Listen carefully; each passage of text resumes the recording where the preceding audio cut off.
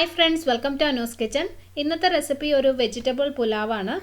വെറും 10 മിനിറ്റ് കൊണ്ട് കുക്കറിൽ തയ്യാറാക്കാൻ പറ്റുന്ന വളരെ ടേസ്റ്റി ആയിട്ടുള്ളൊരു മസാല പുലാവ്. അപ്പോൾ ഇതെങ്ങനെയാണ് ഉണ്ടാക്കുന്നതെന്ന് നോക്കാം.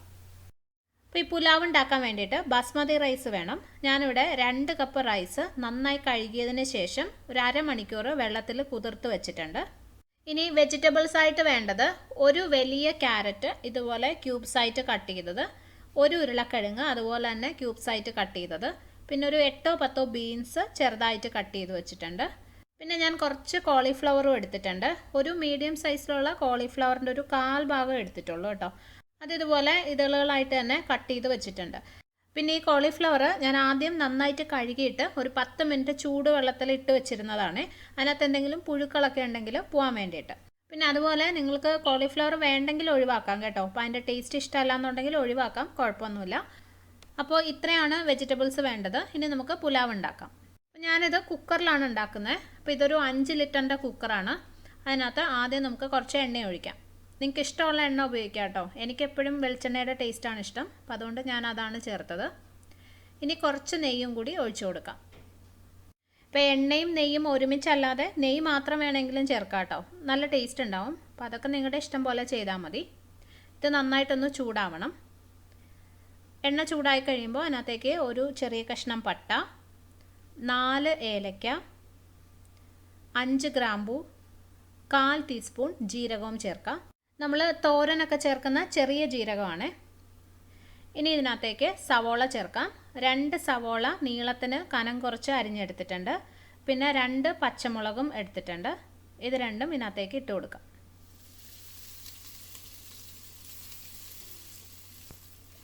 ഒന്ന് വഴറ്റി കൊടുക്കാം. സവോള നന്നായിട്ടൊന്ന് വാടി വരണം.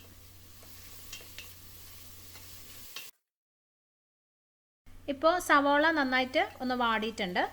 ഇതിനകത്തേക്ക് നമുക്ക് 2 ടീസ്പൂൺ ഇഞ്ചി വെളുത്തുള്ളി ചതച്ചത് ചേർക്കാം. ഒരു ചെറിയ കഷ്ണം ഇഞ്ചിയും ഒരു 3 അല്ലി വെളുത്തുള്ളിയും കൂടി നന്നായിട്ട് ചതച്ചെടുത്തതാണ്. അത് ചേർത്തിട്ട് കുറച്ച് നേരം കൂടി ഒന്ന് വഴറ്റി കൊടുക്കാം. ആ ഇഞ്ചിയുടെയും വെളുത്തുള്ളിയുടെയും പച്ചപ്പ് ഒന്ന് മാറണം. ഇപ്പോൾ കുറച്ച് നേരം വഴറ്റി ഇഞ്ചിയുടെയും വെളുത്തുള്ളിയുടെയും പച്ചമണമൊക്കെ മാറിയിട്ടുണ്ട്. സവോളയും ചെറുതായിട്ടൊന്ന് നിറം മാറാൻ തുടങ്ങിയിട്ടുണ്ട്. ഇത് മതി. ഇതിനകത്തേക്ക് 1/2 ടീസ്പൂൺ മഞ്ഞൾപ്പൊടിയും 1/4 ടീസ്പൂൺ ഗരം മസാലപ്പൊടിയും ചേർക്കാം. എന്നിട്ട് കുറച്ച് നേരം കൂടി ഒന്ന് വഴറ്റി കൊടുക്കാം. ആ പൊടികളുടെ പച്ചപ്പൊന്ന് മാറിയാൽ മതി. ചെറിയ തീയിലിടണം, പൊടികൾ കരിഞ്ഞു പോകാതെ നോക്കണം. അപ്പോൾ മഞ്ഞൾപ്പൊടിയുടെയും ഗരം മസാലയുടെയും ആ പച്ചമണമൊക്കെ ഒന്ന് മാറിയിട്ടുണ്ട്. ഇതിനകത്തോട്ട് നമ്മൾ നേരത്തെ കുതിർത്ത് വെച്ച ബാസ്മതി റൈസ് ഇട്ട് കൊടുക്കാം. അപ്പോൾ ഇത് കുറച്ച് നേരം നമുക്കൊന്ന് ഇളക്കി കൊടുക്കാം. ഒരു 1/2 മിനിറ്റ് മതി. അരി ചെറുതായിട്ടൊന്ന് മൂക്കുന്ന പോലെ ആവണം.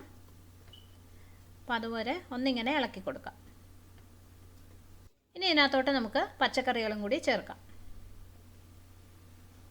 എല്ലാം ഒരുമിച്ച് തന്നെ ചേർക്കുവാണ്. കുറച്ച് മല്ലിയിലയും കൂടി ചേർക്കാം. മല്ലിയില ഇല്ലെങ്കിൽ കറിവേപ്പില ചേർത്താലും ടേസ്റ്റ് ഉണ്ടാവും കേട്ടോ.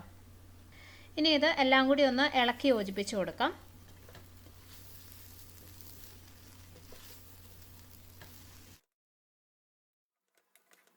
അപ്പോൾ ഇതിനകത്തേക്ക് നമുക്കിനി ആവശ്യത്തിനുള്ള വെള്ളം ഒഴിക്കാം. 2 കപ്പ് ബസ്മതി റൈസിന് 2.5 കപ്പ് വെള്ളമാണ് ഒഴിക്കുന്നത്. അതായത് നിങ്ങൾ എത്ര റൈസ് എടുക്കുന്നോ അതിൻ്റെ 1/2 കപ്പ് കൂടുതൽ വെള്ളം ഒഴിച്ചാൽ മതി. അപ്പോൾ ഞാൻ 2.5 കപ്പ് വെള്ളം ഒഴിക്കുവാണ്. നമ്മളെപ്പോഴും കുക്കറിൽ ഇങ്ങനെ ബിരിയാണിയും പുലാവും ഒക്കെ ഉണ്ടാക്കുമ്പോൾ വെള്ളത്തിൻ്റെ അളവ് കറക്റ്റ് ആയിരിക്കണം. കൂടിപ്പോയി കഴിഞ്ഞാൽ ആ അരി വെന്ത് കുഴഞ്ഞു പോകും. നിങ്ങൾ ആ വെള്ളത്തിൻ്റെ അളവ് കണ്ടോ, കറക്റ്റ് അരിയുടെയും വെജിറ്റബിൾസിൻ്റെയും മുകളിലായിട്ടാണ് നിൽക്കുന്നത്. ഓക്കെ, അതേ ലെവലിൽ തന്നെയാണ് നിൽക്കുന്നത്. അപ്പോൾ അങ്ങനെയാണ് വെള്ളം വേണ്ടത്. ഇനി ഇതിനകത്തോട്ട് നമുക്ക് ആവശ്യത്തിനുള്ള ഉപ്പിട്ട് കൊടുക്കാം. ഒന്നും കൂടി ഒന്ന് മിക്സ് ചെയ്ത് കൊടുക്കാം. പിന്നെ ഒരു കാര്യം ഞാൻ ആദ്യം പറയാൻ വിട്ടുപോയത്, കോളിഫ്ലവർ നിങ്ങൾ തീരെ ചെറുതായിട്ട് കട്ട് ചെയ്യരുത് കേട്ടോ. കാരണം അത് പെട്ടെന്ന് വേവും. പ്രത്യേകിച്ച് കുക്കറിലും കൂടെ ആയതുകൊണ്ട് ഒരു വിസിൽ കൊണ്ട് തന്നെ നന്നായിട്ട് വേവും. അപ്പോൾ അതുകൊണ്ട് തീരെ ചെറുതായിട്ട് കട്ട് ചെയ്ത് കഴിഞ്ഞാൽ അതങ്ങ് വെന്ത് കുഴഞ്ഞു പോകും. അതുകൊണ്ട് കുറച്ച് വലിയ പീസായിട്ട് തന്നെ കട്ട് ചെയ്തിടാം, ഇതുപോലെ.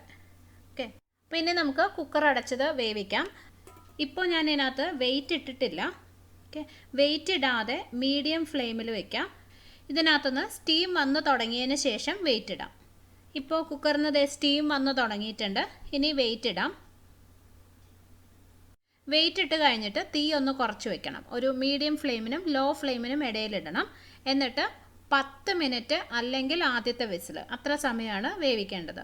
10 മിനിറ്റിനുള്ളിൽ ആദ്യത്തെ വിസിൽ വരുവാണെങ്കിൽ അപ്പം തന്നെ തീ ഓഫ് ചെയ്യുക. അതല്ലെങ്കിൽ കറക്റ്റ് 10 മിനിറ്റ് ആകുമ്പം തീ ഓഫ് ചെയ്യണം.